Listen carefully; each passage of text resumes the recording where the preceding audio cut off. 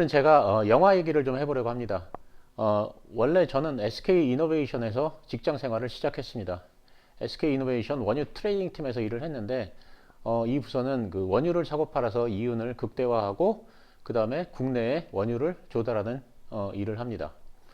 제가 이 부서에서 일을 하면서 트레이딩이나 선물, 옵션에 대해서 배우게 되었습니다. 그리고 그 다음에 했던 일이 제가 영화를 만드는 것입니다. 회사를 그만두고 제가 영화사를 차려서 영화를 제작하게 되었습니다. 지금 보시는 것들은 제가 만든 영화들입니다. 이 영화들은 제가 직접 블루스톰이라는 영화사를 만들어서 제작한 영화들입니다. 그리고 이 영화들은 미국 영화인데 제가 미국 할리우드에서 프로듀서로 참여를 했던 영화들입니다. 이 자리는 주식에 대해서 얘기를 하는 자리인데 유튜브다 보니까 자유롭게 제가 영화 얘기를 좀 하고 그 다음에 주식 얘기를 하겠습니다. 첫째 그 영화 외출입니다. 이 영화는 2005년에 개봉을 했는데 나이가 조금 있으신 분들은 이 영화를 다들 아실 것입니다. 배용준 씨와 손예진 씨 주연 영화인데 배용준 씨는 그 당시에 일본에서 윤사마라고 해서 그 선풍적인 인기를 끌던 때입니다. 그래서 이 영화가 사실 일본에서 굉장히 큰 히트를 했는데 그 여파로 한국까지 떠들썩하게 했던 그 영화입니다.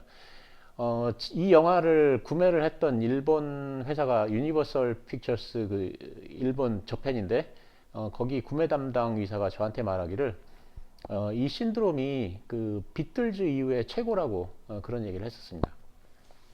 그 당시 배용준 씨의 인기가 일본에서 어느 정도였냐면 배용준 씨가 일본 하네다 공항에 도착하면 이 팬들 때문에 공항이 마비돼서 안전사고가 있을 수 있으므로 동경 말고 다른 도시로 조용히 입국해달라고 일본에서 요청을 할 정도였습니다. 이 영화는 아직까지 해외 수출 최고 금액을 기록하고 있는 영화입니다. 지금 보시는 사진은 배용준 씨가 일본에 입국할 때 팬들이 공항에 몰려 나와 배용준 씨를 환영하는 장면입니다. 이 영화는 강원도 삼척에서 촬영을 했는데 이 사진은 삼척 팔레스 호텔에서 기자회견을 하는 사진입니다. 해외 각국에서 취재진이 몰려들어 삼척이란 도시가 생긴 이래 가장 많은 기자들이 모인 날이라고 합니다. 보시기에 가장 오른쪽이 저이고 제 옆이 배용준 씨입니다. 촬영은 그 삼척에서 겨울에 했는데 촬영을 하는 어느 날 정말 눈이 많이 내렸습니다. 눈이 한 30cm 정도 내린 것 같습니다. 그래서 모든 교통수단도 두절됐고 그래서 촬영을 하루 쉰 날이 있었습니다. 그래서 스태프들도 모두 호텔에서 쉬고 있는데 멀리서 보니까는 그 이 할머니 한 분하고 그 젊으신 분 한 분하고 두 명이서 이 호텔 쪽으로 걸어오는 것이었습니다. 물론 그날은 차가 다닐 수 없었기 때문에 이게 높이 쌓인 이 눈을 헤집으면서 걸어오고 있었는데 그래서 그 장면을 보고서 이 할머니가 혹시라도 너무 나이가 많으셔서 쓰러질까봐 이 얼른 호텔 로비로 모시고서 그 젊으신 분한테 이 호텔 사장님이 뭐라고 했습니다. 아니 이렇게 날씨가 너무 이렇게 추운데 차도 안 다니는데 이렇게 오면 그러다가 행여라도 이 나이 드신 분이 쓰러지면 어떡하냐 그렇게 막 야단을 쳤는데 그랬더니 그 젊으신 분은 가이드였습니다. 여행 가이드였는데 그분도 나도 이렇게 말렸는데 이 할머니의 뜻이 너무 완강해서 걸어서라도 오시겠다고 해서 어쩔 수 없이 모시고 왔다 이런 얘기를 했습니다. 그 할머니는 그 일본에서 배용준 씨를 보러 왔다는 것이었습니다. 배용준 씨는 그 당시에 이 사람들 눈 때문에 호텔 정문으로 출입을 하지 않고 이 옆문으로 이렇게 일이 있을 때마다 출입을 했는데 그렇기 때문에 그 할머니께서 혹시라도 배용준 씨가 나올지 모르니까 밖에 나가서 기다리겠다고 그 옆문으로 가서 기다리겠다고 그랬습니다. 그래서 지금 이 배용준 씨가 안에 있는데 4시간 후에 나올지 5시간 후에 나올지 아무도 모르는데 이 추운 날씨에 거기서 떨다가 쓰러지면 큰일 난다고 그랬는데도 그냥 막무가내로 나가서 기다리겠다고 밖에서 그러셔가지고 그냥 하는 수 없이 그 할머니를 그냥 여기 로비에 앉아 계시라고 하고 호텔 사장님께서 이제 배용준 씨 매니저한테 전화를 해서 사정이 요러요러하니 혹시 외출을 하게 되면 5분 전에 연락을 달라 이렇게 부탁을 드렸습니다. 그러니까 그러고 나서 몇 시간 있다가 이제 배용준 씨 매니저한테 전화가 왔는데 지금 곧바로 나간다 이런 연락을 받았습니다. 그래서 할머니께서 이제 그 여행사 직원하고 같이 이제 밖에 나가 기다리니까 한 5분 있다가 배용준 씨가 나왔습니다. 아마 이제 매니저한테 얘기를 들었는지 이 다정하게 사진도 찍어주고 사인도 해주고 사실 그랬습니다. 그랬더니 그냥 추운 날씨에 너무 이렇게 얼굴 안색이 안 좋으셨던 할머니가 갑자기 그냥 화색이 굉장히 좋아지시면서 사실 한마디를 했는데 사실 그 말이 아직도 사실 저는 기억이 납니다. 그 할머니가 뭐라고 했냐면 자기가 지금 몇십 년을 살아오면서 인생에 좋은 일도 많았고 슬프고 힘든 일도 많았다. 근데 지금까지 살아오면서 좋은 일들이 있었던 거를 전부 다 합쳐도 지금 이 순간이 훨씬 더 좋다. 사실 이런 얘기를 했었거든요. 이 영화를 찍으면서 이런 일이 정말 비일비재하게 있었습니다. 이 영화를 일본에서 개봉하기 전에 그 일본 사이타마 그 슈퍼 아레나라고 하는 경기장에서 이 프로모션 행사를 했습니다. 약 2만 명 정도 수용하는 그 경기장인데 이 영화 홍보를 하기 위해서 이게 이 행사를 진행했기 때문에 사실 이익을 거의 남기지 않고 아주 저렴하게 표를 팔아서 사람들한테 홍보를 하는 행사였는데 나중에 결국 정산을 해보니까 표를 너무 싸게 팔아서 사실 적자였습니다. 근데 표를 구하려는 경쟁이 너무 심해가지고 사실 표를 딱 예매를 시작하자마자 한 1분인가 2분인가 뭐 그 한 5분 안에 모든 표가 다 2만 장이 다 동났습니다. 그래가지고 표를 구하지 못한 사람들이 많았습니다. 근데 그 일본 그 영화사 사장님이 일본 영화사에서 저한테 전화가 왔는데 그 오사카에 사시는 분인데 여자분인데 이 암에 걸리셔가지고 이 나이 앞으로 살 날이 이렇게 살기가 어려우신 분인데 자기가 마지막으로 이 배용준 그 이 사이타마 행사에 꼭 좀 이 참석을 했으면 좋겠는데 어떻게 방법이 없냐 사실 저한테 그렇게 부탁을 하셔서 제가 표를 2장인가 그렇게 드렸습니다. 그리고 저는 잊어먹고 있었는데 그로부터 며칠 후에 저한테 전화가 왔습니다. 하시는 말씀이 그분이 이게 암이 너무 심해서 평소에는 일어나지도 못하고 걷지도 못하고 하시던 분인데 그 행사가 있는 그날은 그냥 새벽부터 일어나셔가지고 너무나 활기차게 그냥 일어나셔가지고 막 단장도 하고 옷도 입고 막 이게 너무 마음 들떠 있었던 그래가지고 이 행사장에 왔는데 마침 제가 드린 표가 좋은 표여서 배용준 씨 바로 앞에서 배용준 씨를 봤는데 너무 좋았다 그러면서 평생 이제는 죽어도 이제 괜찮다 여한이 없다 사실 이런 얘기를 하셨습니다. 사실 이 영화를 찍으면서 이런 일들은 정말 너무너무 많았던 그런 영화였습니다. 제가 만든 영화 중에 가족의 탄생이 있습니다. 이 영화는 누군가가 라디오에 엽서를 썼는데 우리 가족은 참 이상해요. 가족인데 피가 한 방울도 섞이지 않았어요. 뭐 이런 사연이었던 것 같습니다.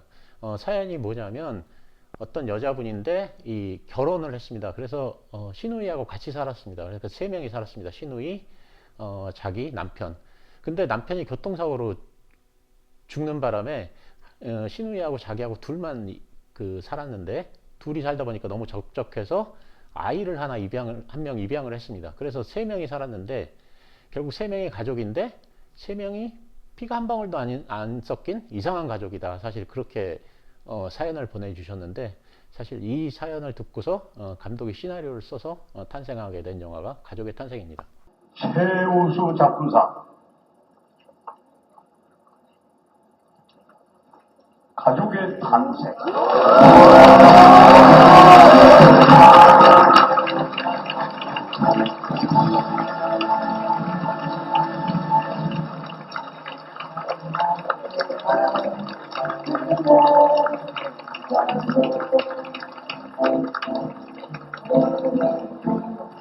자, 여러분, 18박수 부탁드립니다.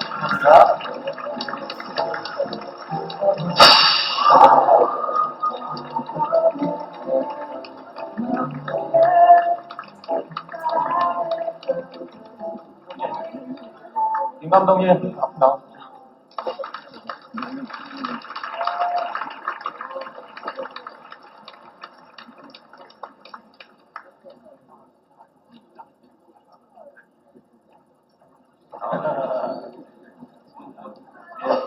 네, 진심으로 축하드립니다. 여러분 다시 한번 18박수 부탁드리겠습니다.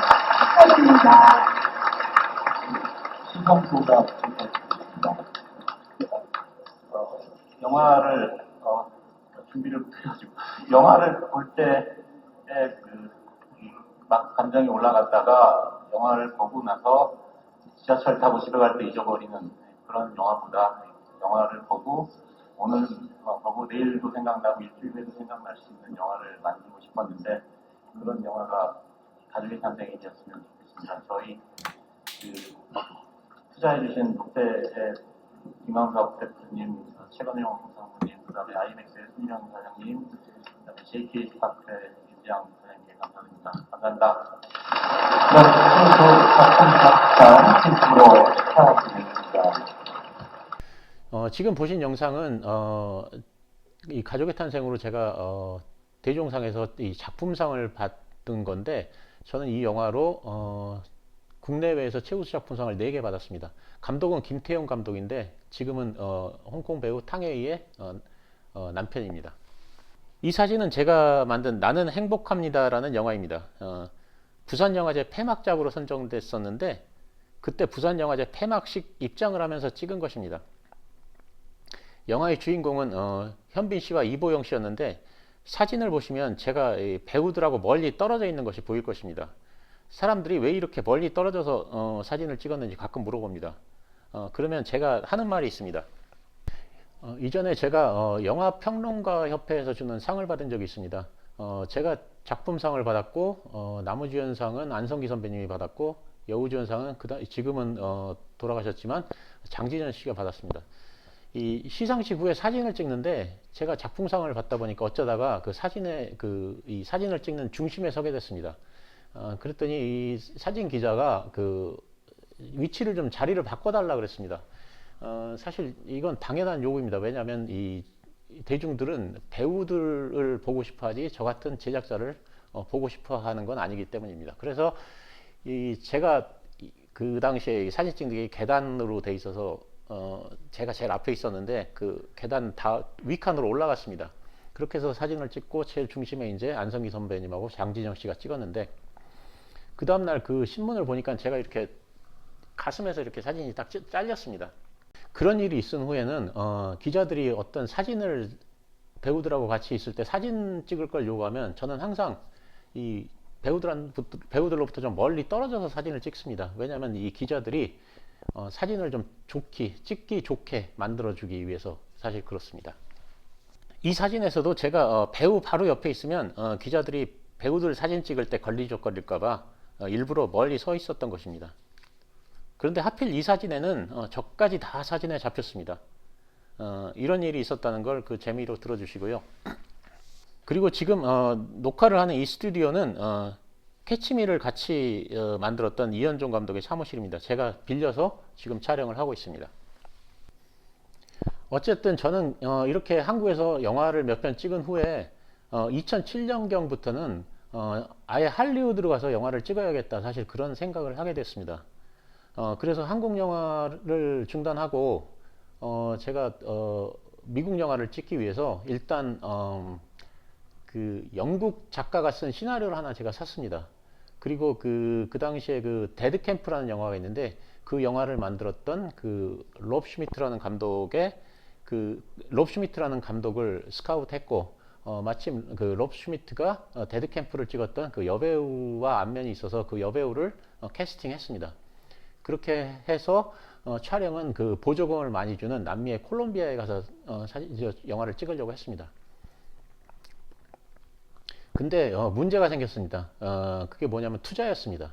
이렇게 한국 영화사가 영화를 만들더라도 미국 감독, 미국 배우, 미국 작가가 쓴 시나리오에 투자를 하는 것은 우리나라에서 법적으로 사실 금지가 돼 있었습니다.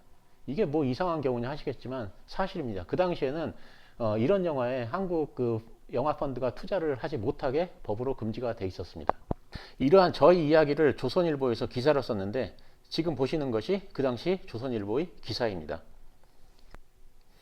그래서 그 후로 저는 문화체육관광부를 찾아가 가지고 우리나라 영화사가 주체가 돼서 영화를 찍으면 됐지 그 뭐 미국 배우 나오고 미국 감독이 찍고 또 미국 작가가 시나리오를 썼다고 법적으로 영화 투자를 못하게 하는 게 말이 되느냐 사실 이렇게 여러 번 항의를 했습니다. 그러면서 핸드폰을 비유를 했는데 삼성이 핸드폰을 만들면 우리나라 건 거지 그 부품을 해외에서 수입했다고 삼성 보고 핸드폰을 만들지 못하게 하면 사실 그게 합리적이냐, 사실 이런 논리를 계속 폈습니다. 그렇게 계속 정부를 설득했더니 정부도 어느 정도 수긍을 하고 입장이 좀 바뀌었습니다. 그러던 어느 날 이 정부에서 저를 찾았습니다. 그러면서 하는 말이 제 요구대로 이 미국 감독이나 미국 배우가 나와도 한국에서 투자를 할 수 있게끔 규정을 완화시켜 주겠다. 사실 이런 얘기를 하면서 그런데 이런 그 규제를 완화하려고 하면 어떤 그 근거가 있어야 되니까 저보고 신문에 기고를 하나 해달라고 그랬습니다. 그래서 제가 전자신문에 글을 기고했고 보시는 것이 그 기고문입니다. 이 기고문을 계기로 우리나라 자금도 우리나라 영화사가 만드는 그 외국 그 감독과 외국 배우가 나오는 작품에 투자를 할 수 있는 길이 열리게 된 것입니다. 그래서 저는 우리나라 영화의 글로벌화에 기여한 면이 있다고 지금도 자랑스럽게 생각합니다. 어쨌든 제가 할리우드에서 영화를 만들기 위해서 그 할리우드에서 거의 살다시피 했더니 할리우드에 인맥도 많이 생겼습니다. 그래서 이름만 대면 아는 유명한 감독도 많이 알게 되었고 배우들도 알게 되었습니다. 그래서 미국 최대의 에이전트인 CAA에서 저보고 그 프로듀서 계약을 하자, 뭐 사실 그런 제안까지도 받았습니다. 근데 그 당시 그 우리나라 SK텔레콤에서 할리우드에 진출할 계획을 조용히 세우고 있었습니다. 근데 우리나라에 그 당시만 해도 할리우드에 대해서 아는 사람이 별로 없었고 할리우드에 인맥도 없었을 때입니다. 그 당시 SK텔레콤에 그 영화팀이 있긴 했는데 국내 영화에 집중을 하고 있었고 할리우드 영화에 대해서는 사실 잘 모르고 있었습니다. 그래서 제가 SK텔레콤의 그 고문역으로 할리우드 진출 프로젝트를 진행하게 되었습니다. 그래서 그때 SK텔레콤이 저한테 위임장을 하나 써줬습니다. 그 위임장의 내용이 뭐냐면 SK텔레콤이 할리우드에 진출을 할 예정인데 저한테 SK텔레콤이 모든 권한을 그 위임했으므로 SK텔레콤의 영화 관련 업무는 저와 상의를 하면 된다. 사실 이런 위임장이었습니다. 그래서 제가 그 위임장을 가지고 제일 먼저 간 데가 마블 엔터테인먼트였습니다. 제가 판단하기에 그 SK텔레콤의 가장 적합한 파트너는 마블 엔터테인먼트라고 생각을 했기 때문입니다. 그 이유는 크게 두 가지입니다. 첫째, 마블 엔터테인먼트의 내부 사정 때문이었습니다. 둘째, 마블이 가진 intellectual property, 즉 지적 재산권 때문이었습니다. 마블 엔터테인먼트의 그 내부 사정이란 게 뭐냐면 그 마블 엔터테인먼트의 최대 주주가 그 나이가 굉장히 많으신 이제 할아버지신데 그 할아버지는 자녀가 없습니다. 그래서 그 회사를 물려줄 자녀가 없기 때문에 그리고 나이가 많기 때문에 조만간 어떤 형태로든 이 회사를 정리해야 하는 상황이었습니다. 근데 SK텔레콤과 협업을 하다 보면 나중에 자연히 SK텔레콤 입장에서 이 회사를 M&A 할 기회가 생길 것이다. 사실 이렇게 제가 판단을 했습니다. 둘째, 그 IP, 즉 Intellectual Property는 사업적으로 굉장히 중요했습니다. 그때가 2009년인데 이때는 그 미국에서 텐트폴 영화가 대세가 되던 시기입니다. 텐트폴 영화란 게 뭐냐면 이게 그 텐트가 있으면 텐트를 받치고 있는 그 막대기, 사실 이거를 그 텐트폴이라고 하는데 그 당시 그 스튜디오의 1년 장사를 책임지는 두세 개의 영화, 그런 영화를 텐트폴 영화라고 했습니다. 이때만 해도 이미 배우들의 몸값이 너무 비싼 그 상태였습니다. 그 예를 들면 그 라이언 일병 구하기라는 영화를 아실 텐데요.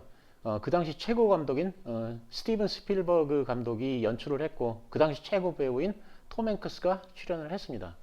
근데 이런 그 스타 감독과 최고의 배우는 그 인센티브로 그 영화 매출의 20%씩을 가지고 갑니다. 그 순이익의 20%가 아니라 매출의 20%입니다.